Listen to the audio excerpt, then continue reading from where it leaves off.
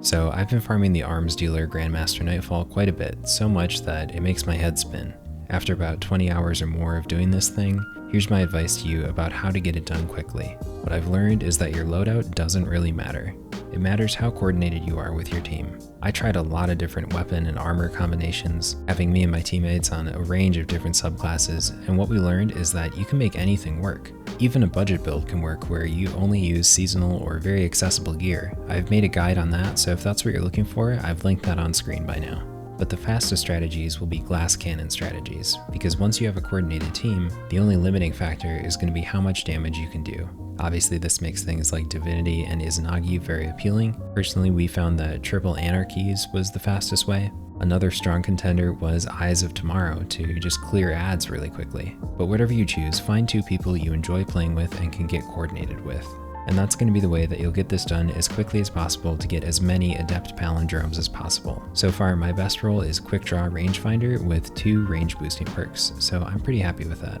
In this video, I'm going to recommend a few builds to you, but for the most part, I'm going to talk through exactly how to play this Nightfall with your team, to optimize each room and get it done fast. Okay, first up, the builds. Obviously there are more than 2 builds, but I'm just going to focus on 2 that were working well for us. You can evaluate each one and decide which route you want to go. One is a little more hardcore. First up, we have the Focusing Lens build. This is built around the Stasis Hunter, slowing or freezing enemies, and then the Chaos Reach and the Thunder Crash, using their abilities to do extra damage. Focusing Lens is an artifact mod that makes you do more damage with your light abilities to targets affected by stasis. Obviously you can swap out the exotic armor pieces as you wish, but this is just what we found was working the best. For weapons, we found it was helpful to have the Hunter on Dead Man's Tail with anti-barrier scout rifle, whatever energy weapon they please, and a rocket launcher. The Chaos Reach Warlock and the Titan should run Izanagi's and an exotic rocket between the 2 of them. Ideally 2-tailed fox or Eyes of Tomorrow if you have it. They should also both have pulse rifles on for stunning unstoppable champions. And of course anti-barrier sniper on. You can put your Hunter with Dead Man's on a pulse rifle for unstoppable too if you feel like you're having trouble with that, but we found that that was kind of a free space in the build. Alright, next up is the Fry Everything build. This is the one that we felt was the fastest and still honestly pretty safe. While the previous Focusing Lens build is much more accessible than this one because this one depends on 3 anarchies, we found that this one was just safe, easy, and really fast. You can also do 2 Izanagis with a Divinity if you really want to melt through champions, but we kind of felt like that was slower than just having everybody on the team be a walking death ship, where everyone is able to take down an individual champion on their own if they really want to. We didn't even feel like not having debuffs was an issue. That's how powerful this build was. It just puts out so much damage. The one debuff that we do use in both builds is Sundering Glare, which is a 6-cost artifact mod that anybody can get and put on their class item.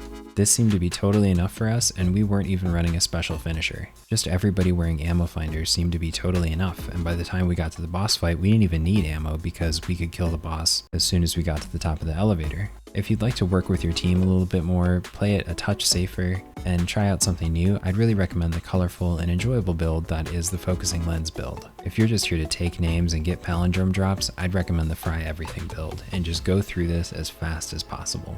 This is the build that gave us those 12 or 13 minute runs, while the other one was 14 minutes. So not much difference, it's just a preference of what you have available to you and what sounds fun to you. Because remember, you are playing a video game and this should be fun, ideally. First up, take out those 2 void shields right there. If you put a rocket next to that crate, that'll kill both. That makes your job easier for killing this unstoppable incendiary. I would just recommend killing this one outright. You're not going to need to finish it if you're running the Aeons build, and if you're not running the Aeons build, you should be killing everything anyway. If you do need to finish for ammo, kill the barrier at the end because it'll be a little bit easier when all the other ads are dead. Just focus fire with your teammates and you should be good.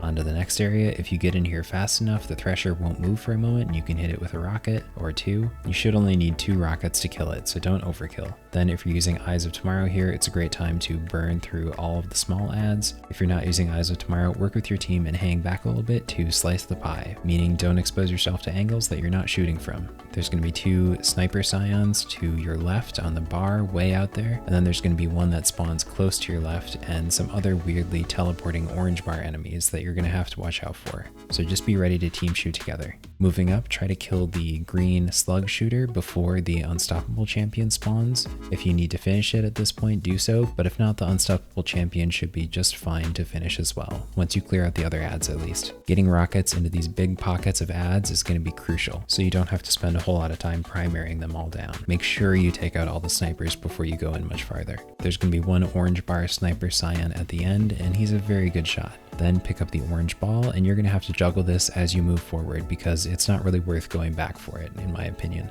As soon as you pick it up and move to this platform and move a bit farther forward, it's going to spawn a thresher. So if you don't want the thresher to spawn yet, kill the champion before moving your ball any farther forward. Once the thresher does spawn, take it out with 2 rockets and a couple primary shots if need be. There's also 2 scions that spawn near the barrier champion up top. Kill those as soon as possible, because just about 1 shot will kill you. As you move up, you can finish this barrier champion at the end if you need ammo, but I'd recommend just killing both of the barrier champions outright. Work with your team to keep it stunned so you can slowly creep up on it. And obviously feel free to burn supers here because you're not going to need your supers for a little bit more, and they should be coming online right about now. Once you dunk the ball, you're going to have 1 ad spawn out of this door, and you're going to have 1 phalanx randomly spawn right behind you. It always happens, and I'm not sure why. He won't come out of a spawn door, he just pops up out of nowhere right there. Take him out as soon as possible, then you can focus on the unstoppable champion and the orange bark ball that spawn further up the hill. Remember, those arc blasts from those orange bark balls or red bars can kill you in 2 shots. Blow through this next area quickly and sparrow up the left side immediately with your full team. Run along the rocks on the left hand side and then kill the barrier champion while you're up the hill. As soon as you kill the barrier, you can just sparrow away. Don't even go down there for ammo, it's not worth it. Once you get to the tank, use your Sundering Glare perk, and that'll debuff the tank, so when you pop your Chaos Reach or whatever super you please on it, it's going to die much more quickly. You can keep activating Sundering Glare as many times as you want, so put that on any enemy that's about 40 meters away from you, and you're going to do great DPS on it. Doesn't even matter if it's just a red bar, you may as well be landing those critical shots from long range. I found that Eyes of Tomorrow in this room was really nice because it just kills everything, and you don't have to worry about wasting a ton of ammo, because you're going to get it back if you're running the Aeons build. If you're not, it's just as well to use all your sniper ammo here, and then save a little bit of it for the champions, but really this is a great time to burn supers. Next up, hit the lever on the right side here, and then you're going to have to start dealing with these champions. Kill the unstoppable first, of course, but then kill 1 barrier outright as quickly as possible. You might have a tough time finding a nice head glitch where they both can't shoot you at the same time, but you just gotta find a weird angle, or you can have teammates spread out and you can all take different angles. Once the tank spawns, we enjoy popping a stasis super here, or just using a Chaos Reach to kill the tank outright. Try to keep all the unstoppable champions together and stagger them to keep them in a pack. That way when you pop supers and heavy ammo, they're going to take splash damage. Ideally, you're going to get a triple kill on the unstoppable champions. It's not easy to do, but once you get the knack of it, it's totally worth it. I'm showing 1 triple kill on screen now, and I'm going to show another one later that's a bit messier, but still nice to see. Obviously, this isn't going to happen every time, but this is the goal you're going for. After you kill the champions, if you haven't killed the tank, make sure to do that. But ideally, you really need to kill this tank before you do anything else, because it's going to snipe you for sure. Moving on, once you get to the penultimate boss room, you're going to want to hang back and just use some primary ammo to get the boss to go away, and then you can start focusing on the unstoppable champion and the flame turrets that are going to spawn on the shelf above you. We usually prioritize the unstoppable champion first, and then we jump up to the platform on the right side sometimes and kill the phalanx that's up there and the couple red bars. Or you can just hang out on the ground. It's easy to team shoot here because there's just 1 lane. If a barrier champion spawns close to you, make sure to prioritize that. They can spawn on the top shelf there or work their way inside, which is a little bit awkward. There's 2 orange bar phalanxes that are going to spawn underneath the shelf, and they can kill you very quickly, so use your anti-barrier snipers to just shoot through the phalanx shield and kill them in 1 or 2 shots. Try to save a little bit of heavy ammo in this room because you're going to want a little bit to finish off the boss in case your super DPS doesn't go as planned. This run I'm showing is an anarchy run that we did, but obviously you can do this just as well with your focusing lens and Aeon Swift build if you please. There is 1 final orange bark ball at the end here. Make sure to finish him if you're using Aeons to get special ammo. Then have 1 person use the little chain staircase to go up to the top and spawn the boss. This won't spawn the boss immediately, it just means that as soon as the elevator starts, the boss is going to peek his little head over there and you can start DPS a little bit sooner. This part is really important. Do not over peek.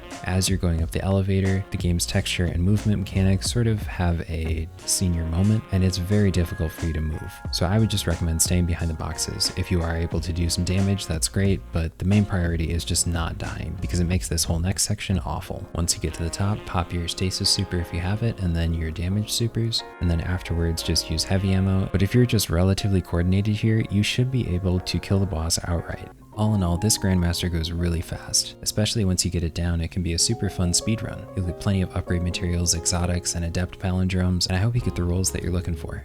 The adept palindrome, of course, is a great weapon in PvP, and I definitely recommend that you pick one up. If you found this video helpful, please let me know, and if you have any suggestions about alternate builds to run or ways to tweak this to make it more efficient, I'd love to hear those, and you can drop them in the comments. I think we have a variety of viewers on this channel of people who are maybe newer to PvE or people who are experts at PvE, so having a diversity of opinions and ideas only makes the strategies better. So thank you everybody for being here, and good luck farming. Thanks for stopping by. See you in the next one.